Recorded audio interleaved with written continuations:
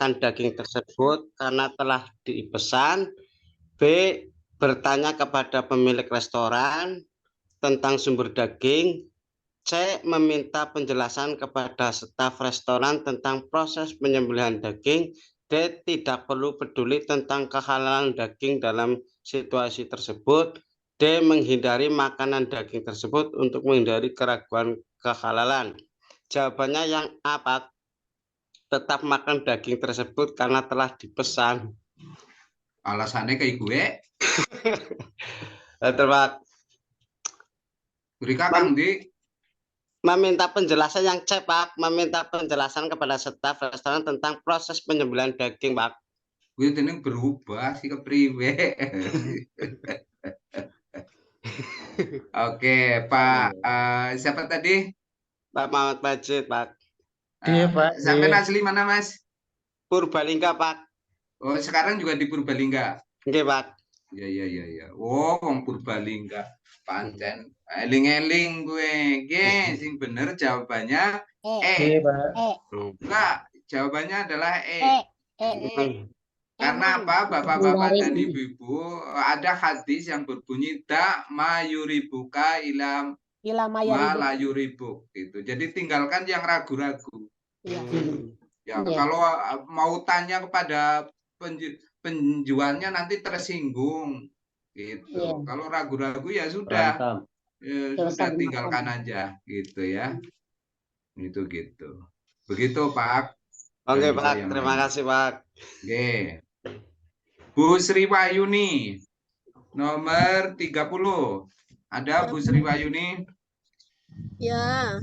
Ya, senyum Bu, senyum dulu. Jangan bersedih. Bismillahirrahmanirrahim. Di sebuah pesta, seorang ditawari minuman yang diketahui mengandung alkohol. Bagaimana pandangan ulama fikih tentang konsumsi minuman tersebut berdasarkan ketentuan haram dalam Islam? A. Boleh dikonsumsi karena situasi pesta. B. Tidak boleh dikonsumsi karena mengandung alkohol.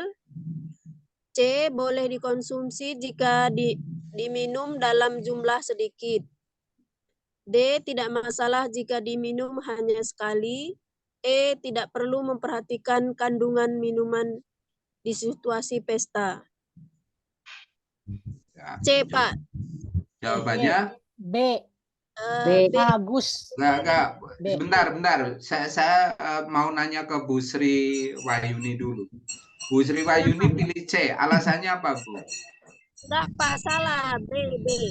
Tidak boleh dikonsumsi. Oh, tidak boleh dikonsumsi ya. Jawabannya adalah B, betul. B. Lulus. Lulus kok. Siapa bilang tidak lulus? Lulus kita semua ini. 3-1.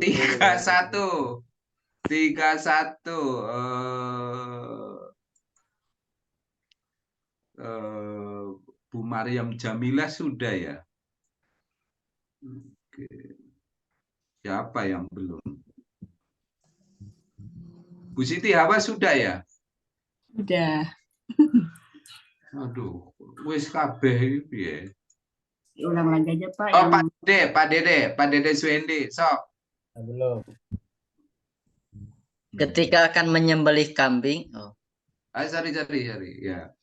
Ketika akan menyembelih kambing untuk perayaan Idul Adha, seseorang mengucapkan bismillah sebelum menyembelih. Namun, dalam proses penyembelihan hewan tersebut tidak mati dengan segera. Bagaimana pandangan Islam tentang kehalalan daging hewan yang belum mati sebelum penyembelihan selesai? A. Daging hewan yang belum mati sebelum selesai disembelih tetap halal untuk dikonsumsi. B. Tidak boleh dikonsumsi karena hewan belum mati sebelum selesai disembelih. C. Hanya boleh dikonsumsi oleh orang yang melakukan penyembelihan. D. Kehalalan daging tergantung pada niat pemilik hewan. E. Daging hewan yang belum mati harus dilanjutkan penyembelihannya hingga selesai untuk tetap halal.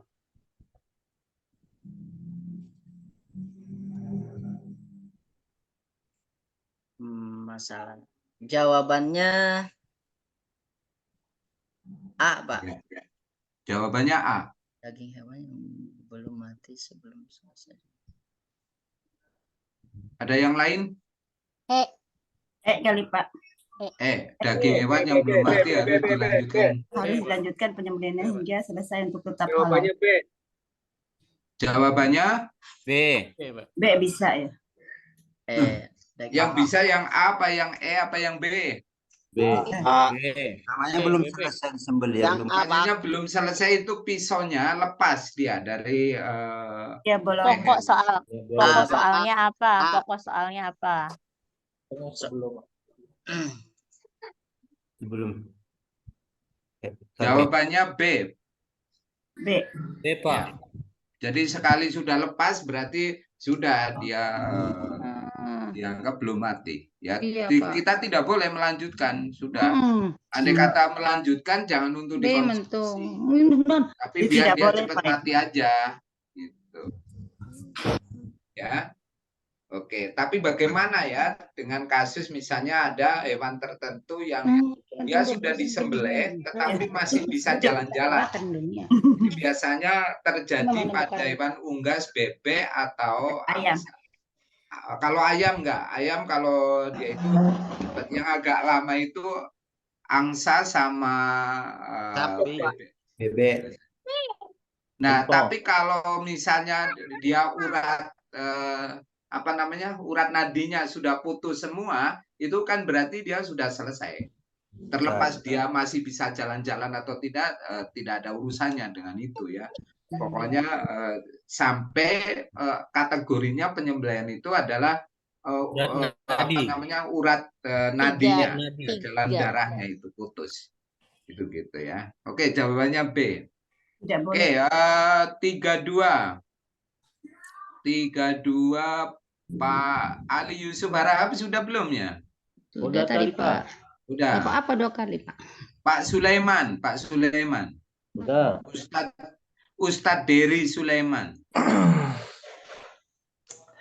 Seorang individu hendak menyembelih hewan untuk keperluan konsumsi. Namun dia mengabaikan kesiapan alat penyembelihan yang tumpul. Bagaimana adab penyembelihan hewan dalam Islam terkait kesiapan alat penyembelihan? A. Tidak perlu memperhatikan keadaan alat saat penyembelihan. B.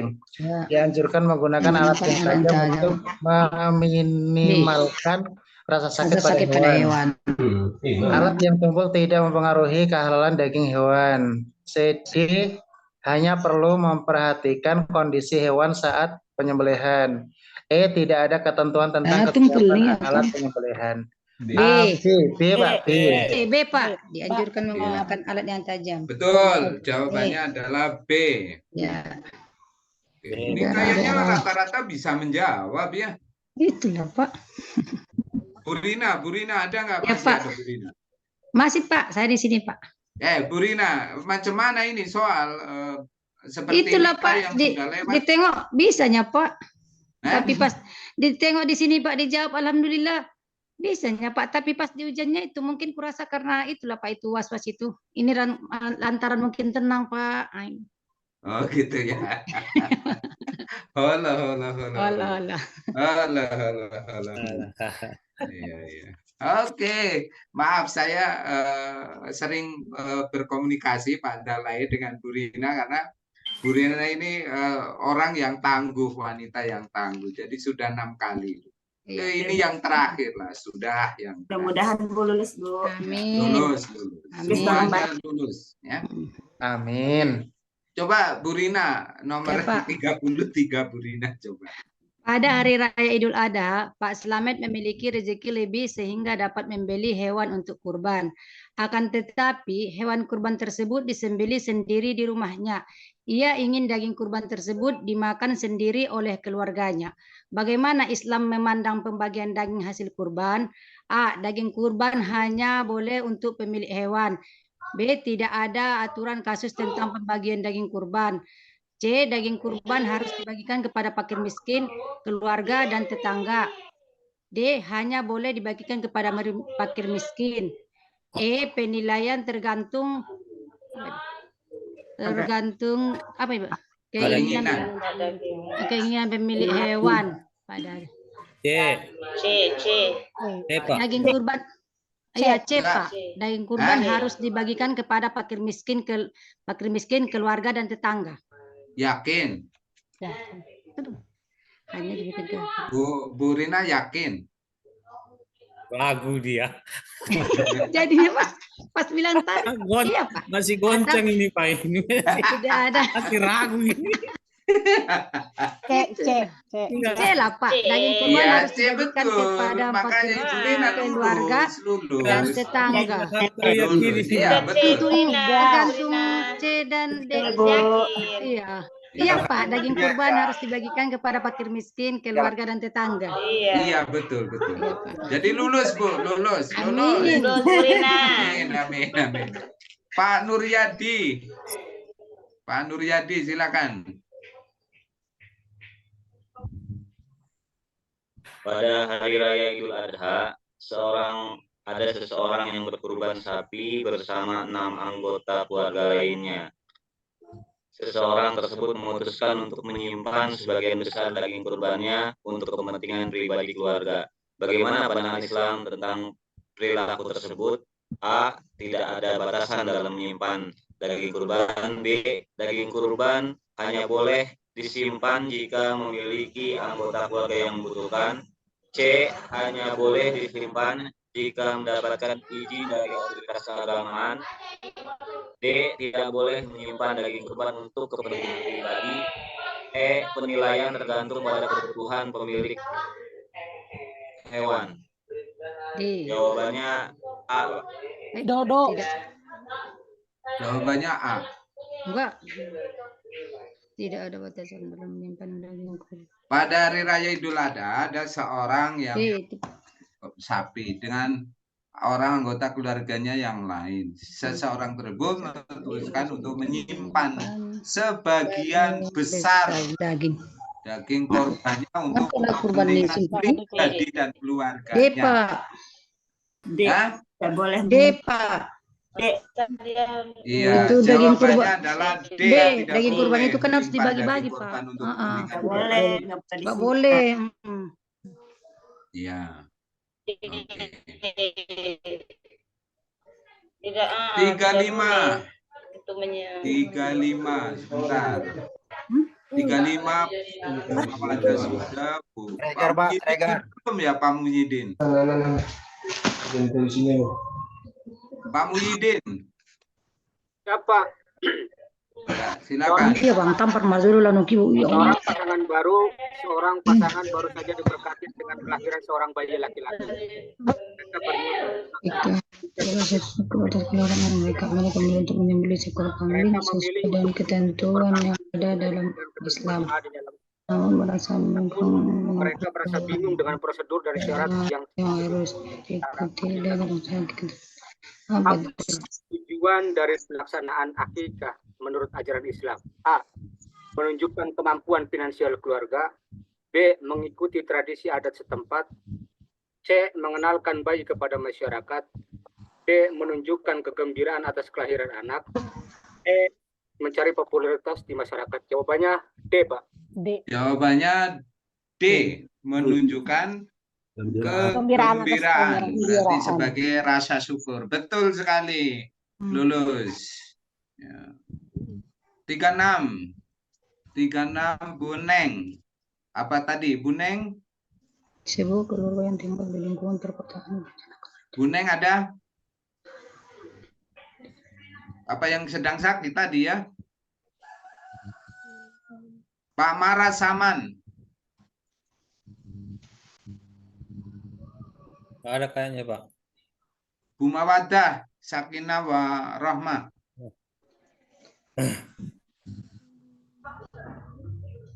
Bu Eli Dawati.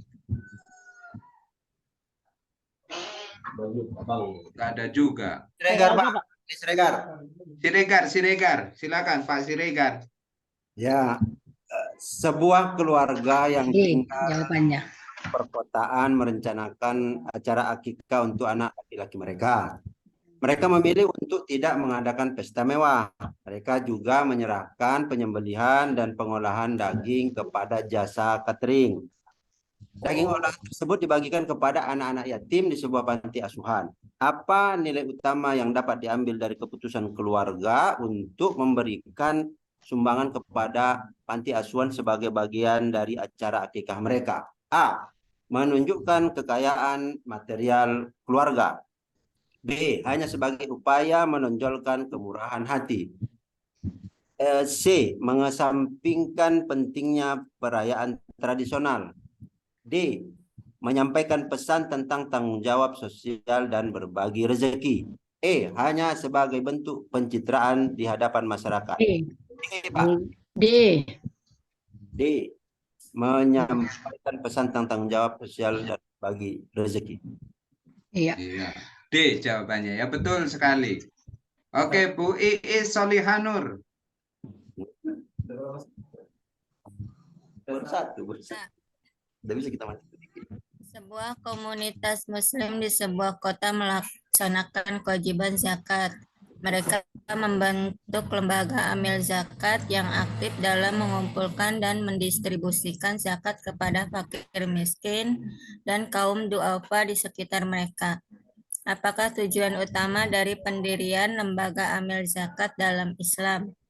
A. Menunjukkan kebesaran sosial pemilik harta. B. Memastikan hanya fakir miskin yang mendapatkan manfaat dari zakat. C. Menghindari tanggung jawab memberikan zakat secara langsung. D. Memfasilitasi distribusi zakat kepada golongan yang berhak secara terorganisir.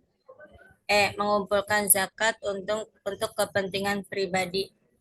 D. Jawabannya yang D. Ya, memfasilitasi distribusi. Yang D. Memfasilitasi. Memfasilitasi. Iya. Ya, betul. Jawabannya adalah D. Bu Elidawati, silakan, tadi nggak ada ya. Nomor 38. Disajikan sebuah contoh aturan hukum Islam tentang zakat. Bukan, yang ini aja, Bu. Seorang petani. Oh, iya. Seorang petani memiliki lahan yang ditanami dengan berbagai jenis tanaman seperti gandum, jagung, dan padi. Dia bertanya kepada seorang ulama tentang wajib zakat atas hasil panen tersebut. Ulama tersebut memberikan penjelasan mendalam mengenai jenis-jenis tanaman yang wajib dizakati berdasarkan ajaran Islam.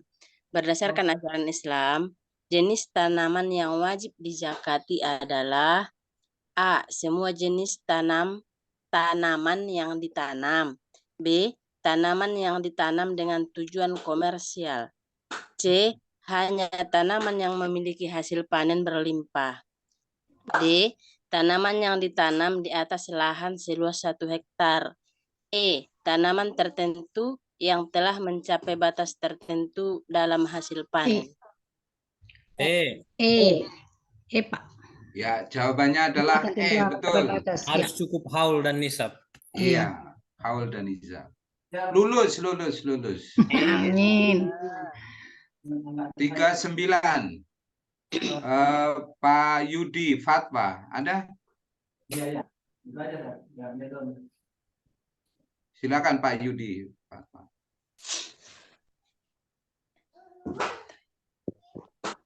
Seorang entrepreneur. Kedengaran Pak suara saya? Ya. Seorang entrepreneur sukses mendirikan sebuah yayasan yang berfokus pada pengembangan usaha mikro. Mati suaranya. Dia pakai headset. Karena ini. Enggak kedengaran. Iya. Enggak dengar kita. Enggak dengar. Maunya nggak usah pakai headset dia kan. Ganti aja lah. Nurafni ada? Nurafni Arab ada? Ya, silakan. Ya. Seorang entrepreneur sukses mendirikan sebuah yayasan yang berfokus pada pengembangan usaha mikro bagi masyarakat kurang mampu.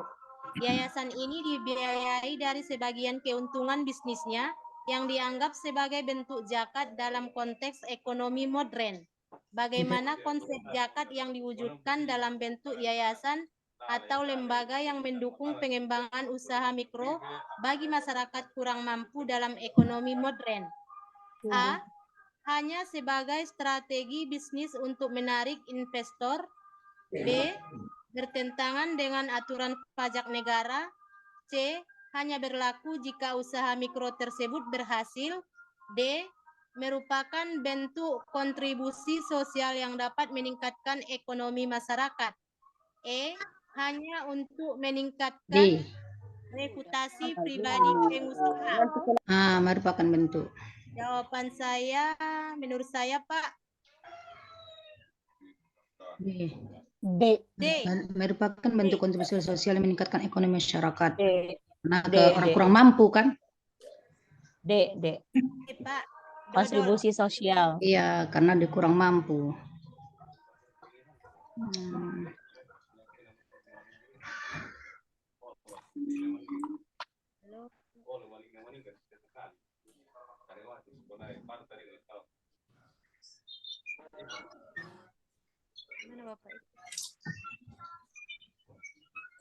Iya, betul. Sorry, ini agak trouble ya.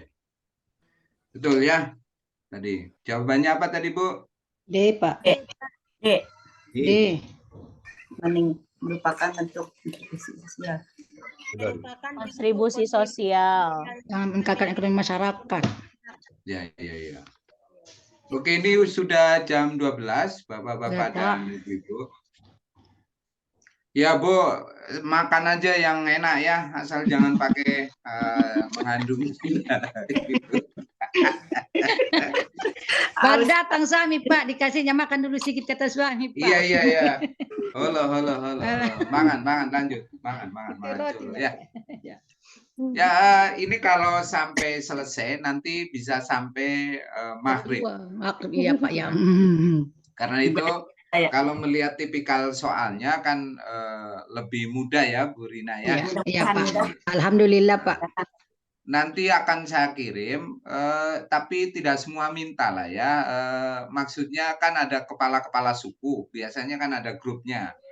Nah, kepala suku aja nanti yang ngontak saya, gitu. Kecuali Bu Samsarina tadi, karena saya tadi janji mau ngirim link ya. Iya, nggak apa-apa, Pak. Halo Susan ya, Pak. Itu kepala suku kami, Pak, Bu Samsarina. Oh iya? Iya, Pak. Oh, Bu Samsarina kepala suku. Iya, Pak. Yang dari Winsu, Pak. Yang dari Piki, Pak. Grup Piki di Winsu, Pak. Oke. 15 orang. Yang dari Puerto Rico siapa? Anggota Dewan kami tuh, Pak. Bu Samsarina. Pak Asep Saipudin, Pak. Pak. Oh, itu kepala suku yang dari Puerto Rico. Sama Bu Wiwi, sama Bu Wiwi. Oh, sama Bu Wiwi. Ya, tolong catat nomor saya. Siap. 081 081 392. Oke. 471. Diulang. 471 325. Ya. Saya ulang lagi. Oke. Iya, Pak. 08 sada. Halo. 08 sada. Halo 9, Pak. Mohon dengan bahasa Indonesia, Pak, karena Iya. Bhinneka Tunggal Ika ini, Pak. Iya, halo. Ini saya lagi pamer kalau saya sedikit bisa bahasa Batak. Bangga, Pak, bisa bahasa Batak kan? Iya. Hebat, percaya saya. Insya Allah bisa. Ya, 081, 1 itu bahasa Batakna sada. Kemudian tolu 3. Tolu 9. 2. Tolu 92. Tilu 82. Tilu 82. 471. Ya. 4 sada. Tolu 25. Tolu 25. Oke, Pak. 3 to 5. Tilu 25 gitu. Ini nanti dijawab, Bapak ya? Mohon. Halo. Oh. Ya, terakhir Bapak-Bapak dan Ibu-Ibu, sebelum nanti saya serahkan ke Ibu Aufa, saya tentu saja berdoa mudah-mudahan kalian lulus semua dalam UP yang akan datang. Berikan kelulusan dan kemudahan. Ibu ini diberikan kesehatan yang prima. Jaga pikiran, nggak usah stres gitu, nggak usah stres gitu ya. Jadi biasa-biasa. Nggak usah poning ya Pak, nggak usah poning. Ya, nggak usah poning gitu ya. Kudu stres, kudu liar, kudu. Mohon. Jadi begitu, ada kurang lebihnya, mohon maaf pada bapak-bapak dan ibu. Sama-sama Pak. Terima kasih Pak. Salam ke si Poltak ya. Ya. Suaminya. Ini saya juga rambut saya Poltak ini. Dah dong rambut. Kepala au Madung Poltak ini. Bisa aja botak Pak.